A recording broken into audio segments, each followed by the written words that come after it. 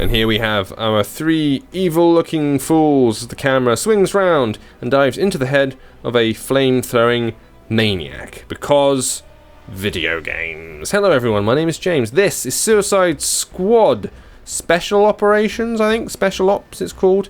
It is the obligatory movie tie-in with the upcoming Suicide Squad movie, which is the one which is all about the DC villains ganging up and going around causing general havoc on behalf of the government.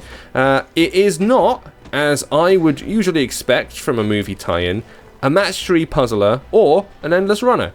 So, at least in that way, it is to be commended. This is kind of a positive move from the guys. It's more interesting than that. Not an awful lot more interesting, I gotta be honest, but a bit more. So let's start with the positives.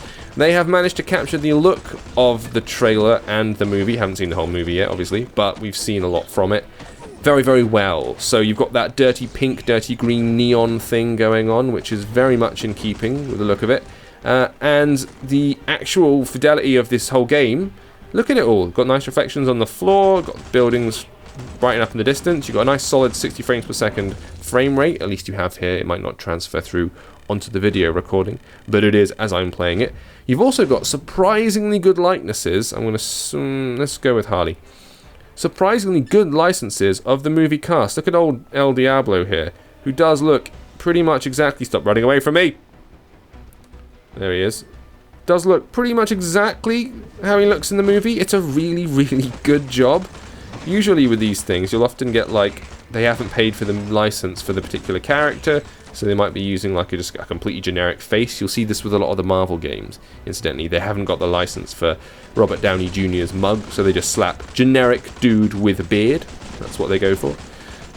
Here, they've got the full package, so it really does look the part, so fair play. As far as first-person shooters, or in this case melee games go, it's alright. Like, the controls, I mean, feel fine for this sort of thing. I'll be honest, you know I'm not a fan of first-person games, and I stand by that. Let me use a superpower now. Super Smash, bust these fools into dust. But as far as these games go, it's not the worst one I've played. Feels alright, relatively comfortable. I can move around and look around in the way that I want to. I feel like I'm vaguely in control of what's going on, which is a plus. Ooh, health, I'll have that. So that's good. You can only switch between 3 villains at present. I don't know if they're going to add more later, but to be honest, I kind of doubt it. And you just keep attacking wave after wave of these creatures. It is essentially, let's go to Deadshot, because we haven't tried him yet. Essentially Horde mode from Gears of War that everyone uses now. So just wave upon wave, getting more and more and more tough as it goes on. You do shift between environments. So here I am moving into the station here. So this is my new location. Let's start shooting fools. As with most first-person shooters on mobile nowadays, you have to just move your reticle over an enemy and it'll start firing automatically. That's how these things work. It, to be fair, is the best way of doing it. Best of a bad situation is how I like to think of it. But I am still, I'm not gonna lie, I don't think it's that great. I think it's pretty shallow, very shallow in fact, because it's essentially a score chaser.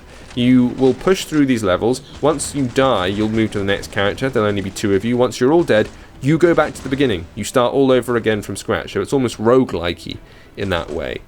But to be quite honest with you, like, I played it for about 35-40 minutes solidly on a stream and did a couple of run-throughs, and it's like I get the feeling I've seen most of what the game has to offer.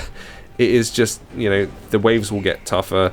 The enemies are still these kind of browny black silhouettes almost, because they've got detail on them, but they're so difficult to see. Let's go into bullet time mode. Here we go. This is bullet mode. So his special move, that little smiley face.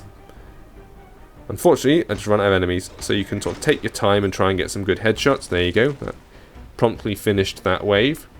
Yay me. There's quasi-plot going on in the background, like every time we stop and finish a wave, someone says something, like a sentence, and it, in the wider context of what's going on, means bugger all.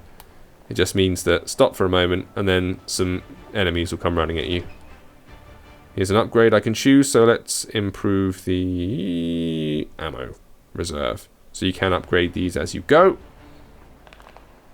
Which basically, in the case of Flame Boy, he's increasing his flame See, look, let's see if we can get Harley to actually look at me. Look at me, woman! She always turns around and runs away whenever I try and look. I just want to show you the likenesses and the positive aspect. They've done a really good job with it. But this bit you're seeing right now, this is pretty much the whole game. I'm pretty sure.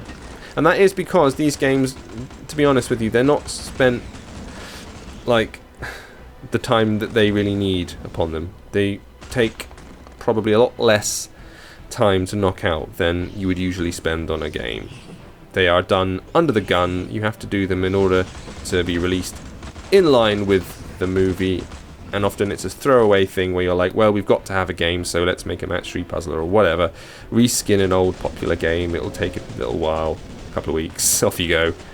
And often not the developer's fault. That's the contract they've, signed, and that's what they're bound to do. But it often doesn't make for a especially exciting or imaginative game. So I will give the game credit at the very least that she just won't look at me. Look, wherever I move, she won't look at me. What did I say? There you go. Hello, Harley. Just trying to get that likeness. You're not making it easy. Stop walking into the wall, girl. I'm over here. Tevs. So yeah, it exists. It's free. It could have been a lot worse, but also it's a bit flat, and it could also be a lot better. But hey, what are you gonna do? Movie tie-ins, guys. Suicide Squad's available right now from the App Store for free. Thank you for watching. This video is brought to you by AppSpy, in association with Gladiator Heroes. Train up your gladiators, build your city, and then conquer the empire. Coming to a mobile device near you very soon.